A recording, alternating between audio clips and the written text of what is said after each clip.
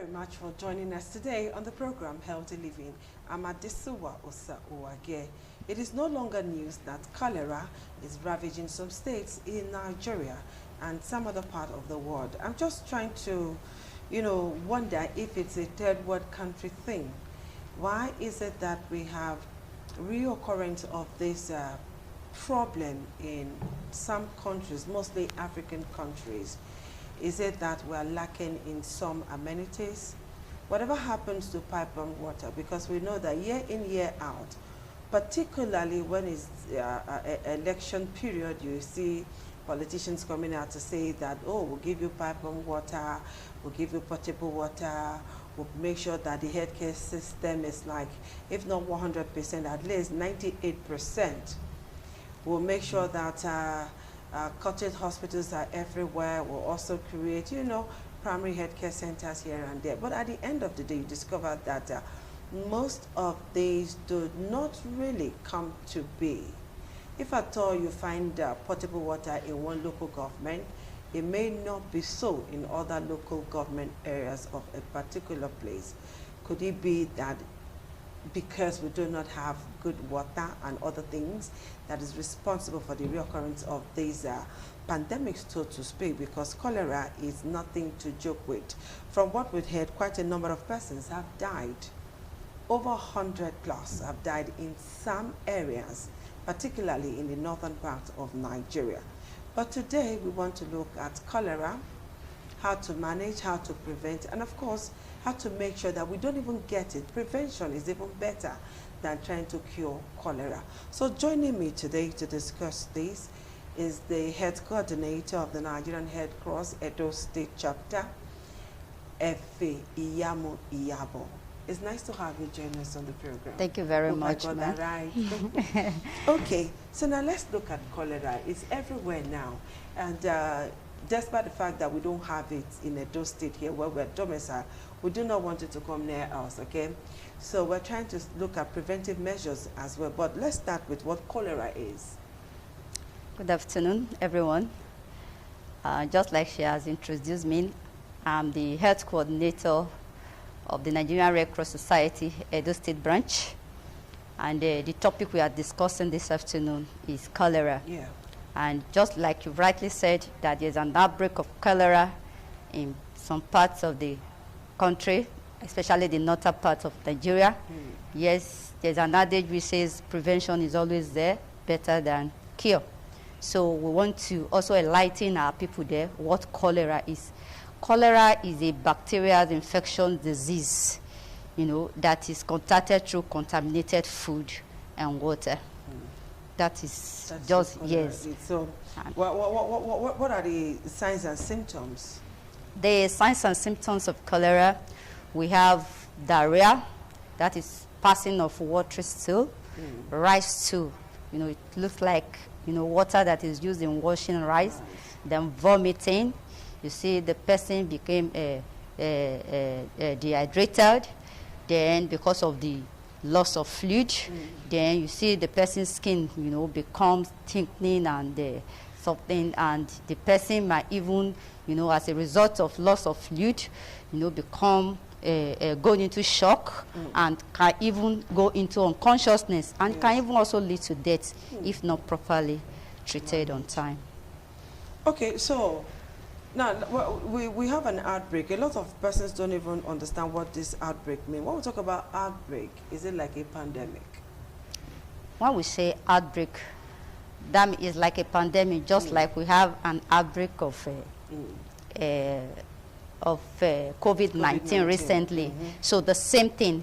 When we say there's an outbreak, that means the population in that particular environment have been contacted with this disease.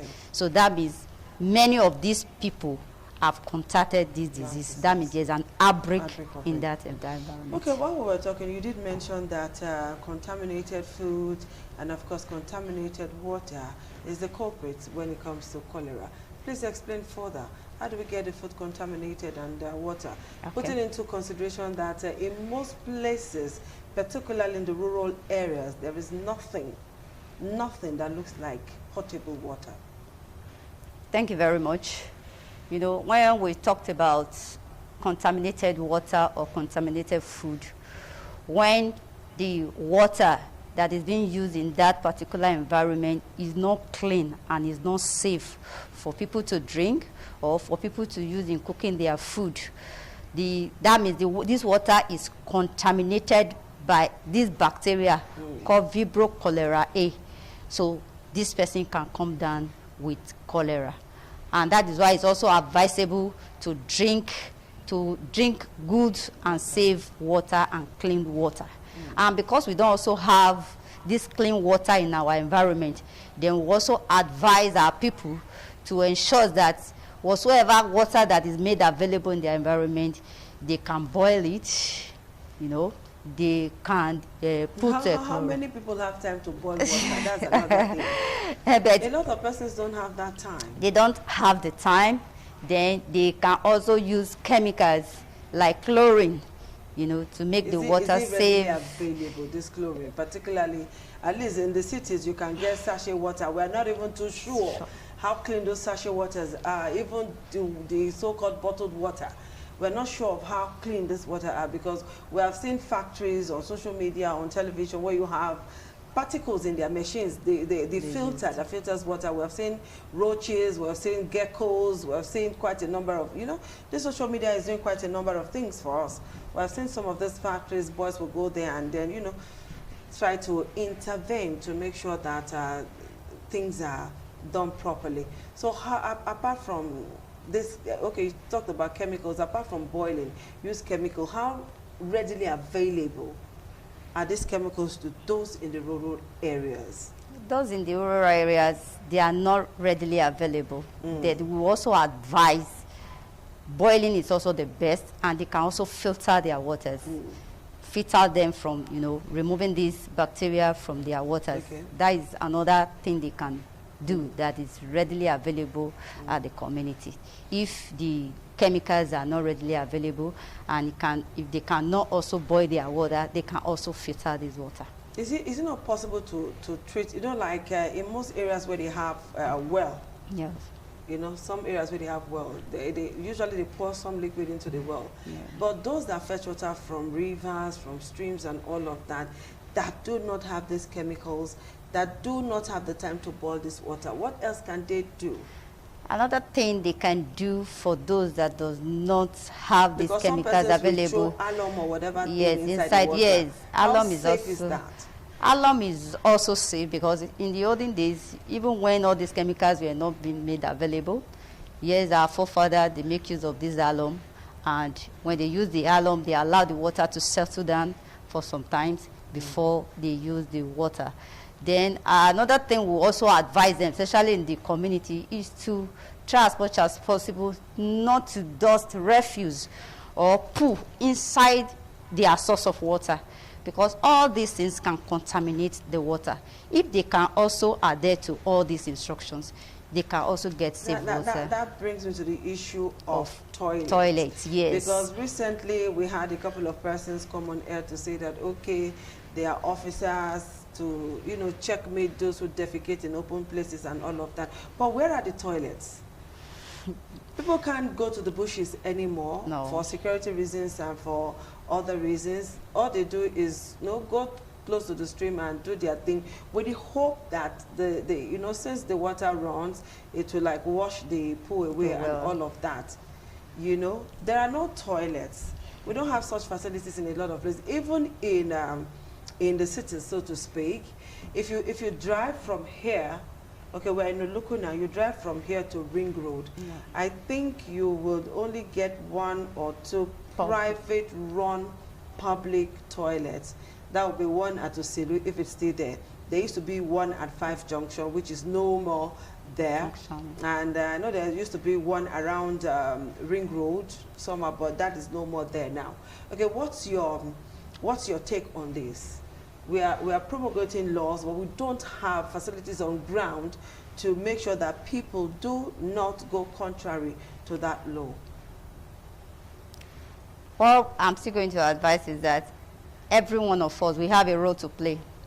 Right from our home, the families, they have a role to play. The community have a role to play. the politicians have a role to play. The health facilities, they also have a role to play. And that is why we, Nigerian Red Cross Society also, we also have a role to play in this.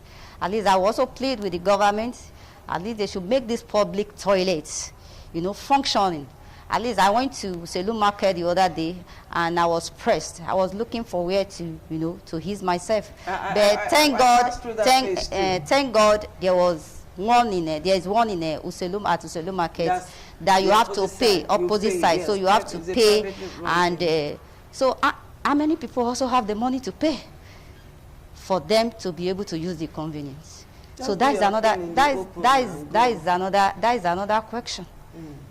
So every one of us, we have a role to play in this. And for those in the rural area where these toilet facility has not also made available, they can dig.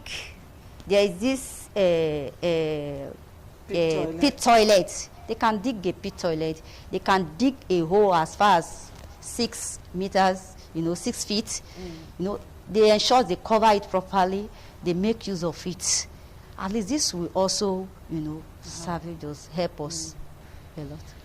Okay, we are on the program Healthy Living on ITV. If you don't know it now, cholera is ravaging some communities, particularly in the north. And we know that people do travel. People travel, and we have streams that are connecting. Somebody may defecate somewhere, and before you know what is happening, the water will wash it down to your own community. Who knows if that person is already a carrier of cholera. Now, let's look at cholera. Now, is it transmissible? Because, in the north, people travel from here to the north. People travel from north, down south, west, east, and there. But, is it possible for one to, contact it? That it cannot be contracted from one person to another, but it can be contracted through the food and water that has been contaminated with this bacteria.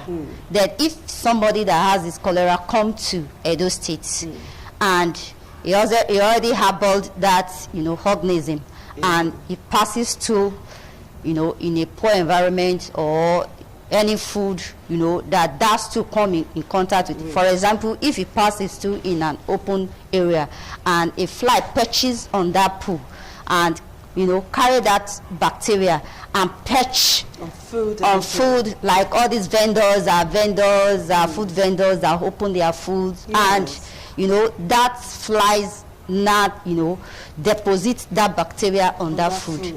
And if your immunity is very low to that bacteria, and you take in that, you ingest that food, the person can come down with cholera.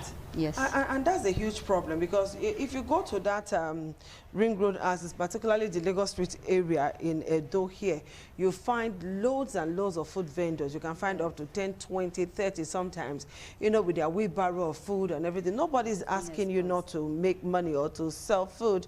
People get hungry and they want to eat. But you see, when you look at the sanitary condition of those food, if you are somebody like me, your heart will sink somehow, because you see this food, they are in the open, and people patronize this food, particularly school children. I am particularly afraid, because flies do travel too. They follow bags, they follow people, and for how long can a fly keep this bacteria? It can keep it up to 12 to 5 days. 12 to 5 days. That means the risk is very high. We have to be very sure. The risk is very, very high. It's very high.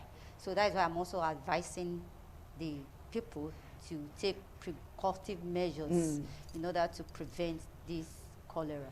Okay, is it treatable? Are there mild symptoms, severe symptoms, or conditions that cannot be managed? At what point does it become unmanageable? So let's start if it's treatable or not. It is treatable. Okay. It is treatable. That is for the mild cases. Mild cases. Mild cases. How do we determine the mild cases? The mild cases, the signs and symptoms are not so severe. It might be just diarrhea and vomiting, and once it is detected on time, then treatment starts immediately. Before you know it, the person will recover immediately. But for the severe one, where the person is stooling, the person is vomiting, you are seeing dehydration, the person might even go into shock. That if that person is not rehydrated immediately, because you know that the person is passing out fluid and the person is losing fluid. And once the person loses up to 5 liters of fluid, that means the person is going gradually. You see the BP coming down, the pulse rates and all. So that is the severe cases, and that one requires hospitalizations. And if not properly treated, the person might even die. Okay, in the northern part of this country, we've recorded quite a high number of deaths. What could have been responsible for that? Is it because the people didn't get medical attention on time, or perhaps they did not, or they were not aware of the signs and symptoms, or didn't recognize what they ought to have done at that particular point in time? I'm sure they did not recognize it on time. And number 2, at least once you discover any signs and symptoms of any, apart from cholera, the first thing to do is to, give your first aid treatment first and foremost. Okay. Before you take these persons to the hospital. Tell us about this first aid treatment, because where there is no doctor, there must be something we can do. Because we all know that in most parts of these rural communities, the primary health care centers, the structures might be there, but they may not have personnel to run that structure. You understand what I'm saying? They may not have personnel. Having the structure in place is not enough to say we have a health center when there are no nurses, no doctors, no any health practitioner there to make sure that that place functions. Let's just imagine that we have such a scenario. What can be the first aid treatment? The treatment you give at home first before you look for the hospital that is like 300-400 miles away. Okay, thank you very much. The important first aid treatment for somebody that has cholera without a doctor, without a nurse around, is to replace the lost fluid. And with what ordinary are you going to water? With what we call OROS, oral rehydration therapy or solution. That means salt and sugar solutions to replace the lost fluid. And locally, you can also make that available.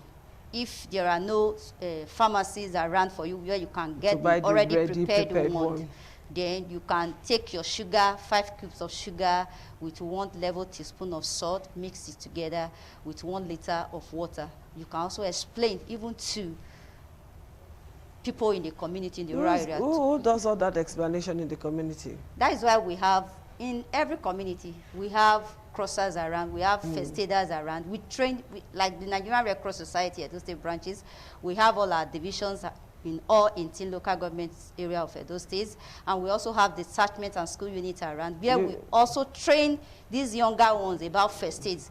So at least there will be a first aider around. Even our aged mothers and fathers, we are also be training them on how to give first aid treatment to people in case of any. We haven't benefited from that training yet here in our studios. At least we should benefit from such a training. Anything can just happen. A journalist might just be somewhere and something like this is happening and nobody to intervene.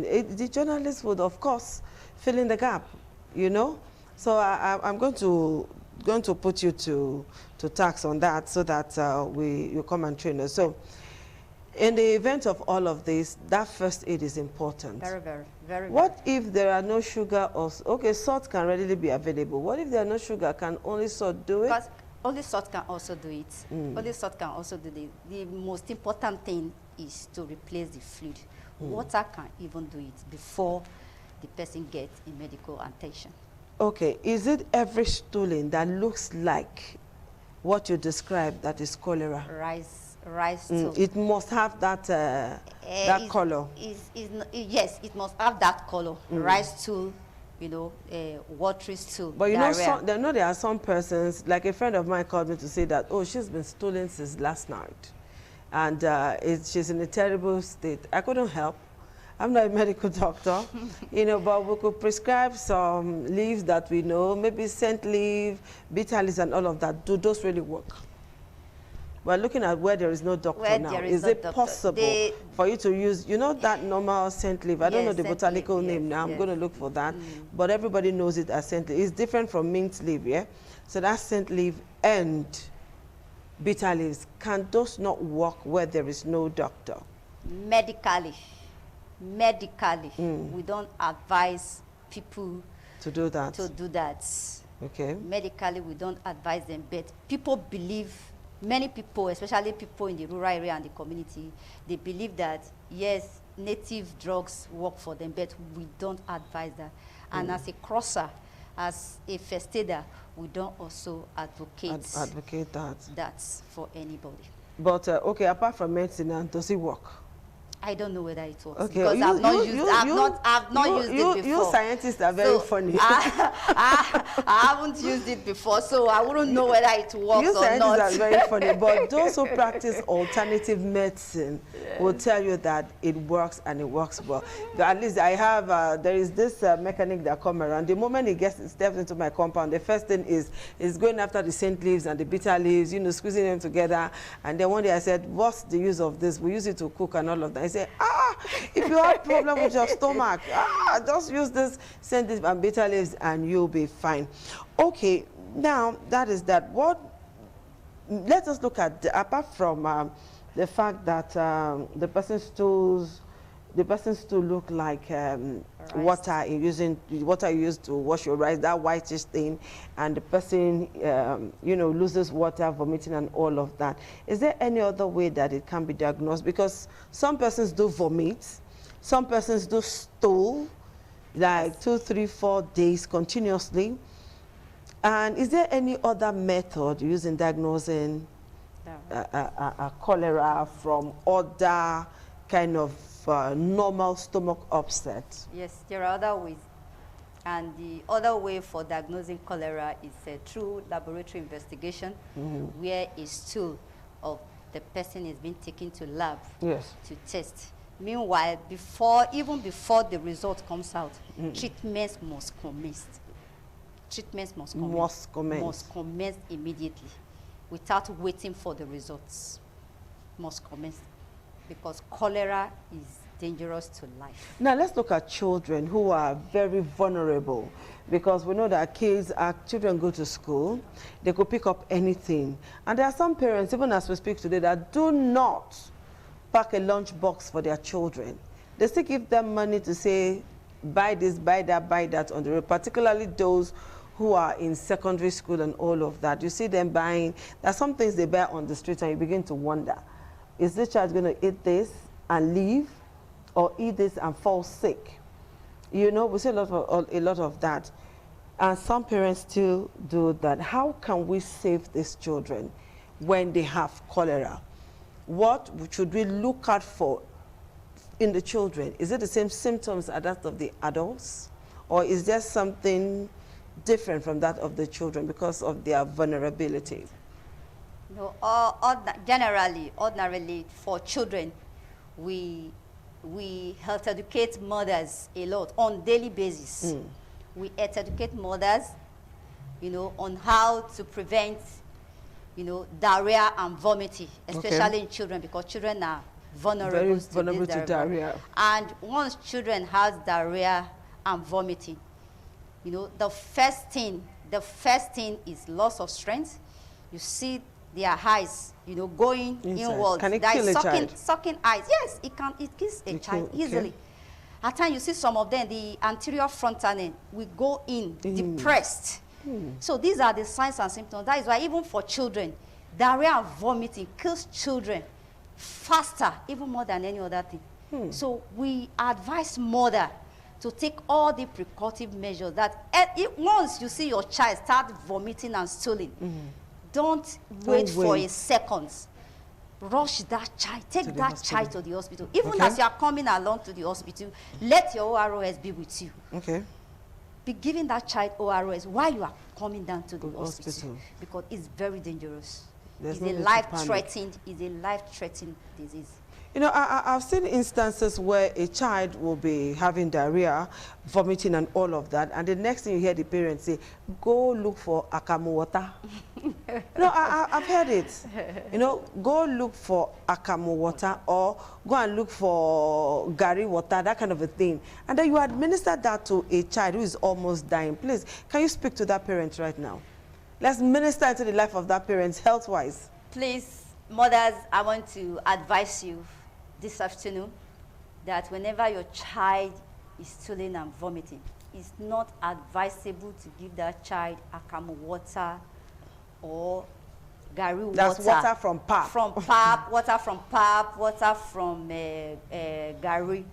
Please and please, I'm begging you, because these children have been given to you. You are a caretaker to these children. And so you are supposed to take proper care of these children. So I'm advising you, we also advise you that whenever a child is sick, because these are children, they won't be able to express themselves. They won't be able to tell you, Mommy, this is what is wrong with me. Yes. Because they can't really talk now. So you are the mother. You also need to be observant. Whenever your child is sick, I always advise mother, take that child to the hospital. Don't even go to a chemist shop. Because when you get to a chemist shop, yes, definitely the chemist man wants to sell. He wants to make money. He wants to make money. And you will see some of them, they will give you 3 or 4 drugs. And maybe that 3 out of that 4 drugs, they are the same thing. Oh my I've seen a mother in our clinic once. You know, the mother came, he said the child is stooling and vomiting, and he went to a chemist, and they gave that mother 7 drugs. Ignorantly, she has been overdosing that child. Out of that 7 drugs, 5 of those drugs were antibiotics. One and same. One and same. And you have been, you know, giving that overdosing that child. Remember, the kidney is there, the liver is there, and any damage to these organs for children, there's no remedy. So mothers, I'm pleading with you today. Please, whenever your child is sick, please take that child to the hospital for proper management. Hospital and hospital alone. A lot of us do patronize chemist shops, not even proper pharmacy now, where you have a pharmacist on ground. They go to chemists where the patent medicine dealer or any other person there is not a qualified health personnel to administer such drugs. You've heard from Iyabo, the kidney, the liver, you name it. These organs are just developing in that child. You may ignorantly damage those organs, and what will be your gain? It won't cost you much to go to the hospital. There are so many government hospitals around where you stay, I'm sure of that. Do that to help your own child. Now let's look at the issue of vaccination. Okay, before we go on, our number is 052-290-573. Call us and ask questions on cholera. You know, ask questions on gray areas, what you should do. And don't forget that washing of hands is very important. Okay. And washing of your food, your fruits particularly. Some persons will just buy fruit. We see what most of these fruit vendors do.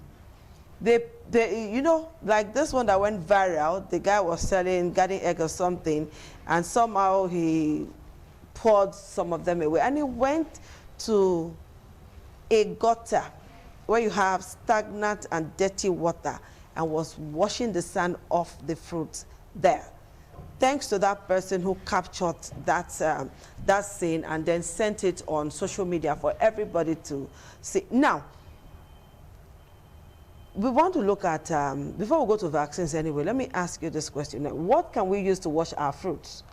Because fruits, most fruits, you eat them raw. We don't cook them. At least the food that we cook, at least it goes through some level of heat. But the ones that we don't cook, like our salads, our fruits, how do we wash them clean? How do we make them good enough for consumption? Yes, for our fruits, well, when you get your fruit from the market, the first thing to do is to wash your hand properly, and with water and soap under a running, you know, tap if you have one. If there's none, you can make use of any available water by somebody assisting you to pour water in your hands. Okay. And, under running water. Under running water, preferably if you have a running water. Okay. If not, you look for an assistant to assist you to pour water on your hands. Then, after washing your hands, then take enough water use it to wash your fruits. Ensure you wash your fruits properly with clean water. You should not be in a hurry in You washing. should not be in a hurry, so that the germs, the bacteria, if there are any eating things around the fruits, will be washed away before you take your food. Can any other thing be added to that water? No, no. Because clean some water, persons will use salt, some persons will use apple cider and other things. Depends on individual. You can use salt is also some okay. use vinegar. You can use, so you can add a little salt to the water to wash your fruit. Then for the vegetable, for our vegetables, I've also found out that when most of our women, when they go to the market, you know, they ask the people selling vegetables to slice the vegetable. It's a wrong habit. Please, it's bad to chop your vegetables in the market. Yes, it's very bad. Take your vegetable home yourselves, wash it properly before you chop it. And when you want to cook your vegetable, don't overcook your vegetables, so as the necessary nutrient that you are supposed to get from that vegetables will also be retained. Okay, let's look at the issue of vaccination now. When it comes to cholera, are there vaccines? Yes. Vaccines are available. Where and where can we get them? You can get vaccines from University of Benin Teaching Hospital, that is UBTH, from our immunization center, the public health nursing department there, from our immunization center. All the vaccines are available in UBTH. Okay. Now, who is eligible to take these vaccines?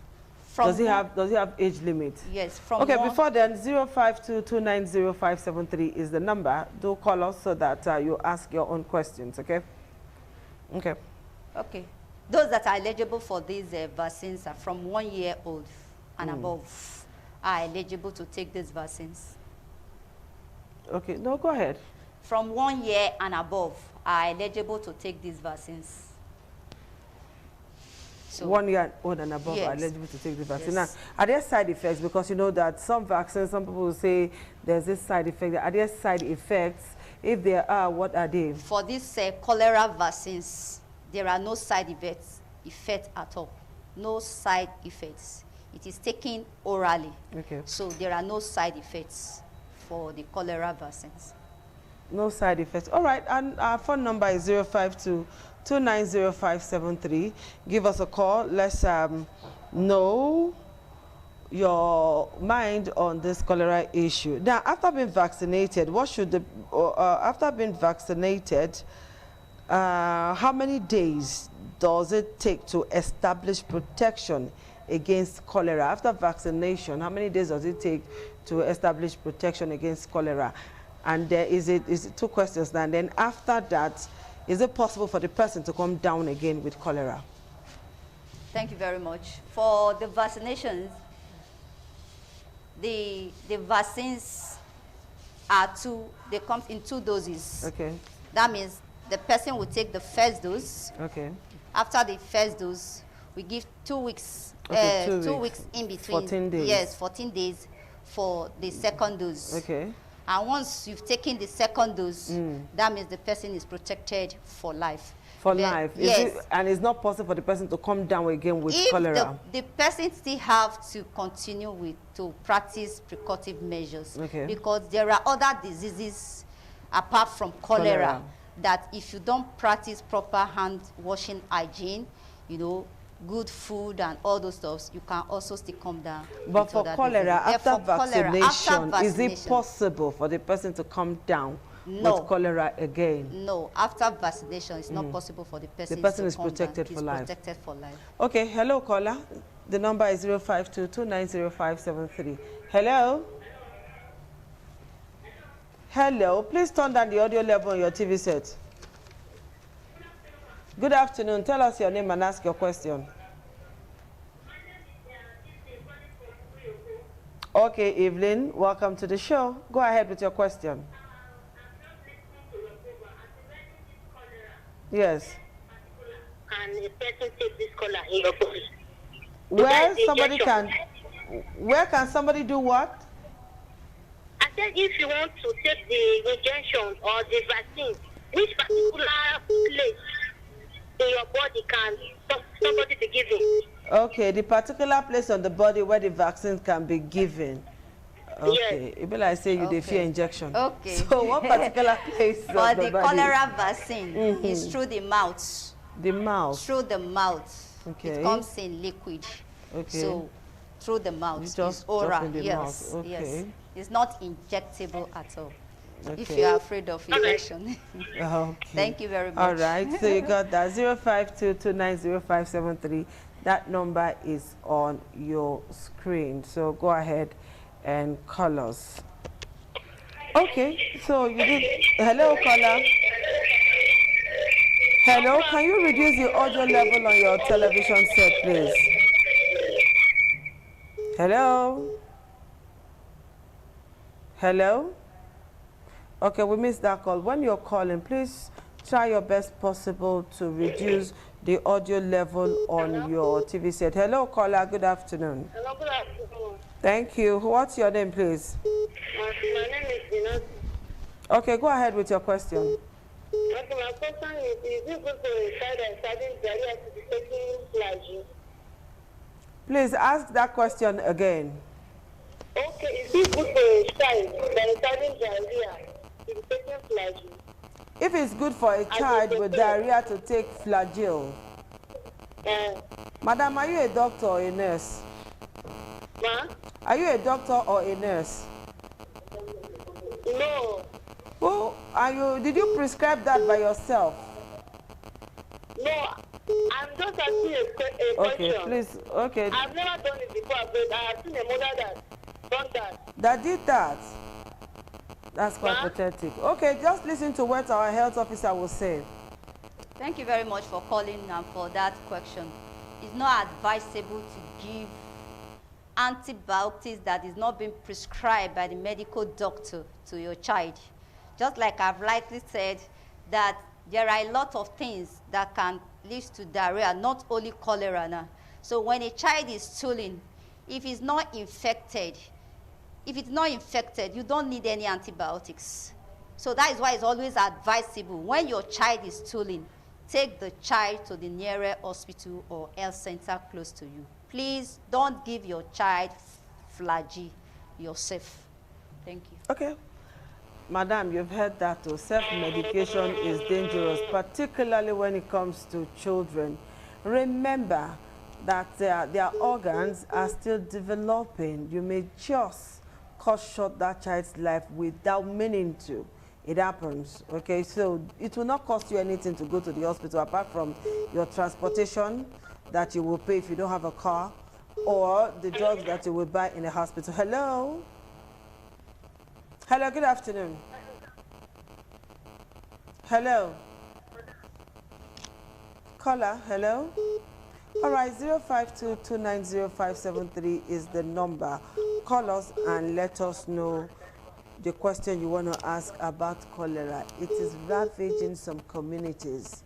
Although the federal government is doing everything in its power to make sure that they control the spread and then to make sure that they have preventive measures on ground.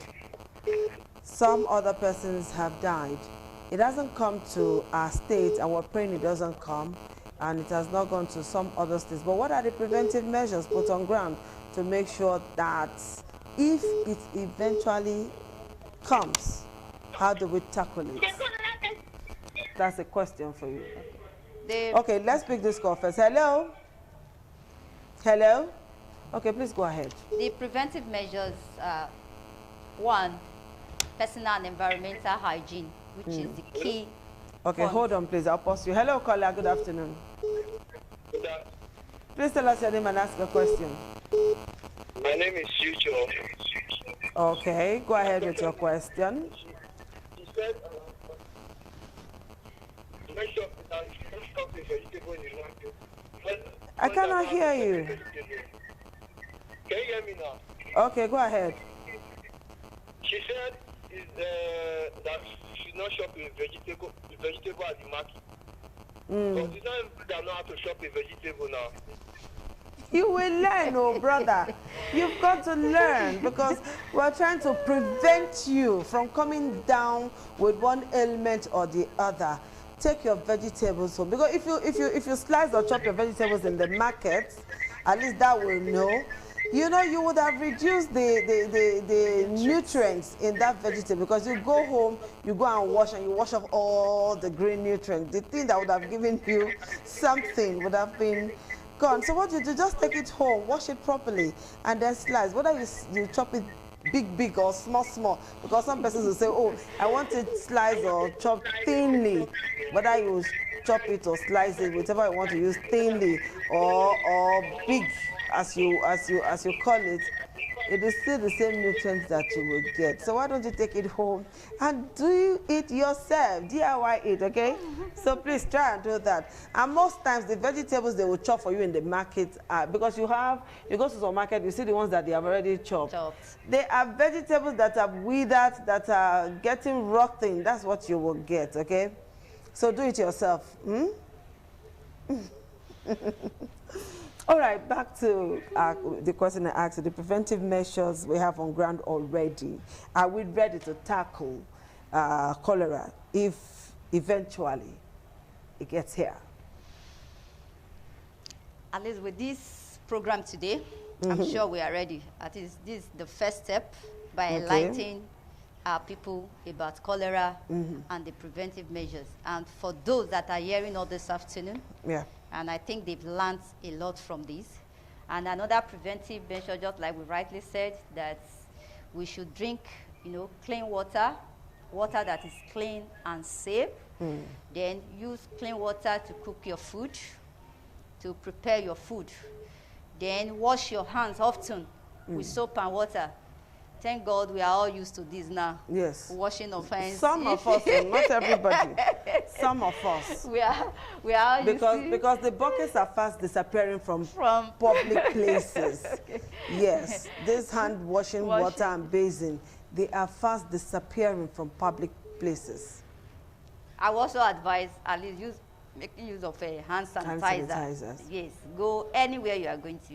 Go with your hand sanitizer if there are no waters available in your area. Okay. Then use of latrines, bury your pool. Don't, defecate in an open place. Places. Especially those that lives in the river area. I also advise them not to pool in their source of water. Remember, you are the one using this water. And if anything happens to one, that means it affects the whole community. So I also advise they should try as much as possible not to pool in their source of water. Okay. Then they should cook their food very well. Ensure your food is properly cooked. Then your vegetables, your fruits are properly washed before you eat. And when you see any signs and symptoms of this cholera, please don't hesitate to go to the hospital. Okay, let's quickly take this. Hello, caller. Good afternoon. Hello? Hello? Tell us your name and ask your question. Hello? All right, when you're calling, just do well. Hello? Can you reduce the audio level on your TV set? All right, if you call into the program and we notice that your audio level is high, we're just going to cut you off, okay? When you're calling, do well to check your audio level, move away from where your TV set is, and then we'll be able to communicate effectively. Hello, caller? Hello? Okay, let's just continue with what we're talking about. Yes. The last point I said there is that you should cook your food properly before you eat. Then wash your hands before and after eating.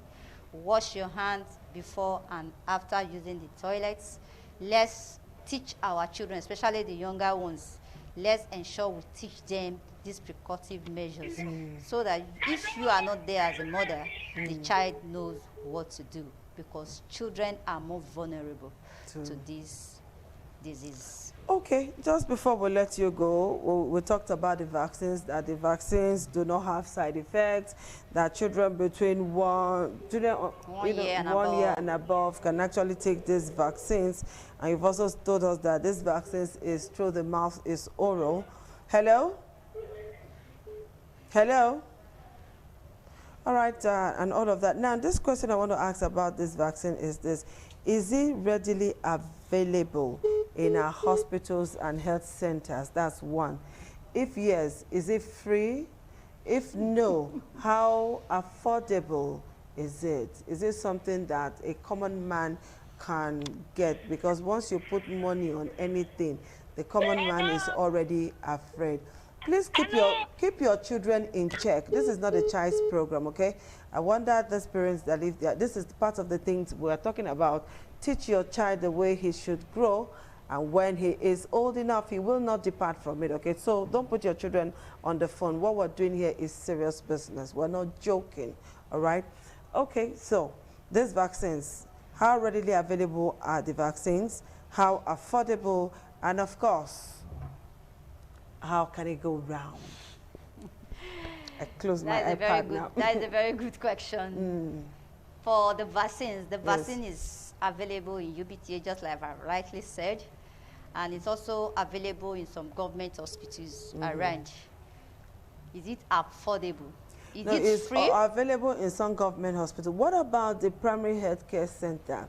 The place that is readily available for the common man, because it's not possible to get big hospitals in some rural communities. They still have to travel some miles to have access to even the primary health care centers in their vicinity. So we want to look at those people now, because it's like this disease is more like a rural community thing, you know? You don't find it in the urban setting that much, where you have pipe-borne water and all of that. But what about these communities that do not have access readily available for them, you know, healthcare access? So how do they find these vaccines? For the health centers, for some of our health centers where we have good light, remember these are vaccines, and these vaccines needs to maintain. That's another thing. Yes, the issue cold chain of power. system. The issue of power is another challenge. It's another problem that we are facing. That is why most of these vaccines are not being stored in some of our health facilities. That's sad. Because of the government hospitals like UBTH, you know, Central Hospital, that where we have constant light, like in UBTH, where I worked in UBTH, where we have constant light, our vaccines, we maintain the cold chain systems, and they are readily available. But another question you ask, is it free? It is not free. The cholera vaccine vaccine is not free. You have to pay for it. You know, before now, the vaccines that have been given to children have been made free by the federal government. But now they are trying to inculcate some of these vaccines into the routine vaccines for our children to make it free. Like before now, we have the pneumococcal conjugate vaccines that they paid for before now. But now the federal government have included it in the routine vaccines to make it free for children. Yes. Then we also have very soon they are also making plans to include the rotavirus vaccines inside the routine vaccines for the children. But for these cholera vaccines, it is not free. It is being paid for. Okay, so they pay for. Is it that expensive? Is it affordable? The rates now is between 7,000 to 8,000 naira per dose. Per dose? Yes. So if somebody is going for 2 dose, the complete dose, now you're spending about 14,000. Okay. So as we round up now, madam, what is your last word of advice to those who are watching on preventive measures on this to prevent cholera? My advice to every one of us there is to take the preventive measures on how to prevent this cholera very serious. Okay. And I want to also tell every one of us, we all are advocates of preventive measures of cholera. Okay. So tell your neighbors, tell your friends, tell the students in the school on how to prevent this cholera. And if there's any child, any adult that is having diarrhea and vomiting, it might not necessarily be cholera, please go to the nearest health facilities close to you in order to save your life. All right, a word they say is enough for the wise. Thank you very much, Yabo, for finding time to be with us on the program. Thank you very much. All right, people, this is it for today. We'll see you again on Monday. Please try your best possible to make sure that you prevent any ailment, any disease at all. It is for your own benefit and the benefit of your neighbor. Bye-bye.